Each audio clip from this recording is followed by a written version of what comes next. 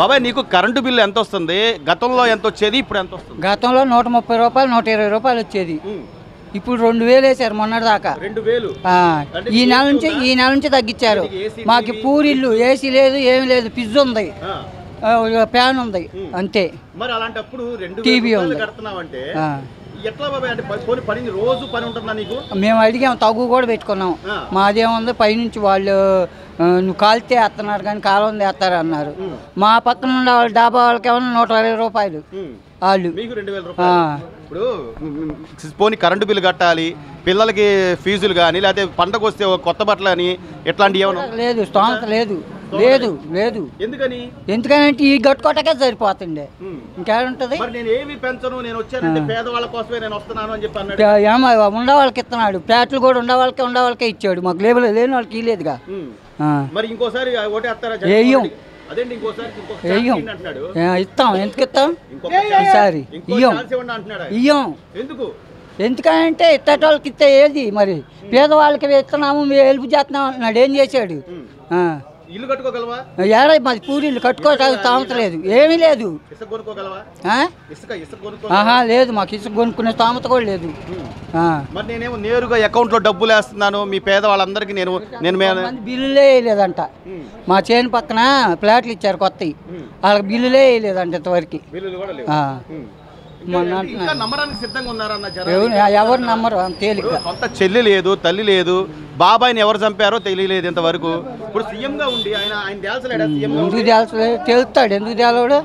తేలవాలిగా. ఏం తెలుస్తున్నాడు? మళ్ళీ నేను పేదవాడిని అంటాడు. ఆయన పేదవాడే, ఆయన పేదవాడే. మన పోటోళ్ళం ఉండేవాళ్ళం. తాడేపల్లిగూడెంలో జెండా సభ సాక్షిగా పవన్ కళ్యాణ్ గారు చెప్పిన మాటలన్నీ కూడా విన్నారు. అసలు ఏంటి, ఎలా ఉందంటారు? 4.5 ఏళ్ల జగన్మోహన్ రెడ్డి గారి ప్రభుత్వం ఇంకొకసారి అవకాశం ఇవ్వండి అంటే ప్రజలు ఆలోచించే పరిస్థితి ఉందా? ప్రజలు అసలు ఆలోచించి మామూలు జనసేనకి వేస్తారు ఓట్లు, వాడికి వేరు, జగన్ గారికి వేరు. రోడ్డులు లేవు, అభివృద్ధి లేదు అసలు. ఏది జనానికి డబ్బులు ఇస్తామే కానీ 10 మందికి ఇస్తున్నాడు, 100 మందికి తీసుకుంటున్నాడు. ఎక్కడి నుంచి వచ్చింది? జనానికి కంపల్సరీగా జనం ఆలోచిస్తున్నారు. కాకపోతే బెదిరించిన వాళ్ళ పోతున్నారు. ఏముంది, ఇట్లా చెప్పాము తెలుసుకుని వచ్చి పోతున్నారు. మళ్ళీ లేదు,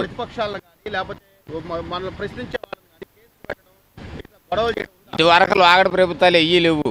ఇప్పుడు ఈ 5 ఏళ్ల నుంచే ఉంది. మీరన్నట్టుగా ఏదో డబ్బులు ఇస్తున్నాడు అంటున్నారు, ఆ డబ్బులు కూడా ఎవరైనా? డబ్బులు ప్రజలు ఎవరే 10 మందికి ఇచ్చి 100 మంది దగ్గర తీసుకుంటున్నాడు. ఎడం చేతి ఇస్తున్నాడు, కుడి చేతి లాక్కుంటున్నాడు. అవును. సో ఈ రోజున అంటే మీరు అన్నట్టు రోడ్లు లేవు, అభివృద్ధి లేదు, గ్రామాల్లో ఎక్కడ రాజధాని కూడా లేదుగా.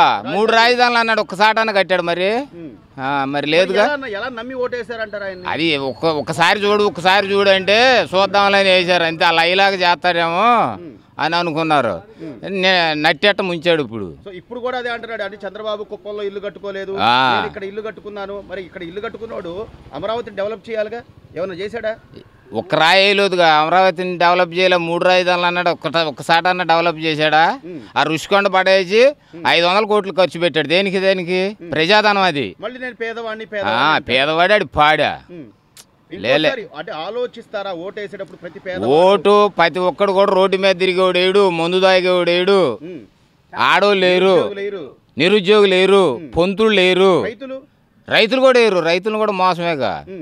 కౌలు రైతులకి ఇస్తున్నాను నేను, ఎవడికి ఇచ్చాడు కౌలు రైతులకి? సిద్ధం సభ సిద్ధం అని చెప్పి బ్యానర్లు పెట్టుకుంటాడు కన్నా. సిద్ధం 176 వస్తాయి అంటున్నాడు చూడు. 176 కాదు, 6 వస్తాయి లాస్ట్ 175 అంటున్నాడు.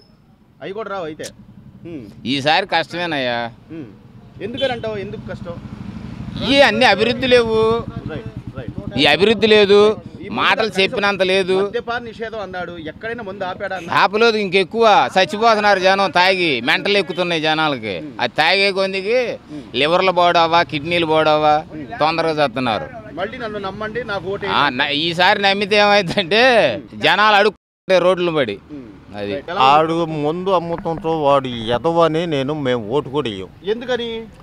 మేము 500 రూపాయలు పని చేసుకుంటాం, 500 300 రూపాయలు అటు ముందుకు కట్టి మేమేమో ఇంట్లో పెళ్ళం పిల్లని ఆడ మరి బతికించుకుంటాం. మీకు తాగద్దు అంటున్నాడుగా, మీరు తాగడం మీ తప్పే అంటున్నాడుగా. మా తప్పు ఎందుకు? ఆడెందుకు అమ్ముతున్నాడు? ఆ, అవును, అసలు తీసేస్తా, మద్యపానమే తీసేస్తా అన్నాడు. తీసేయలేదుగా, ఎదవా తీయలేదు. పోనీ అసలు ఏం తాగుతున్నారో తెలుస్తుందా మీకు? ఏ బ్రాండ్? అసలు అన్ని సన్నాసి ముందే కండి. అది ఆరోగ్యాలు కూడా పాడైపోతున్నాయి కదా. మామూలుగా రోజుగా 5-6 తెస్తున్నారు. ఆడు ఎదవా. పోనీ పని దొరుకుతుందా? ఏదైనా పని ఒక చేతి నిండా ఒక 500-1000 రూపాయలు ఇసుకుంటే 10 మంది బతుకుతాం. టైప్ పనికి వెళ్ళి బొచ్చులు మోసుకున్నాక. మీ కొల్లిపర నియోజకవర్గం పక్కనే ఈ రేవు కూడా పక్కనే ఉంటుంది, కృష్ణానది రేవు. అయ్యా మొత్తం ఇసుక ఇక పోతానే ఉంది కదా. ఇసుక ఆడిదే ఇసుక. ఇసుక ఏమండి లారీలు ఎందుకు? ఈ లారీలు తిరుగుతున్నాయి రేత్రి పొగులు. ఇగో దండ ఎట్ట వెళ్ళిపోతుంది చూడు. ఇసుకేమో అందరు ప్రతి పేదవాడికి ఏడ పేదవాడికి అందుబాటు ఏడుంది.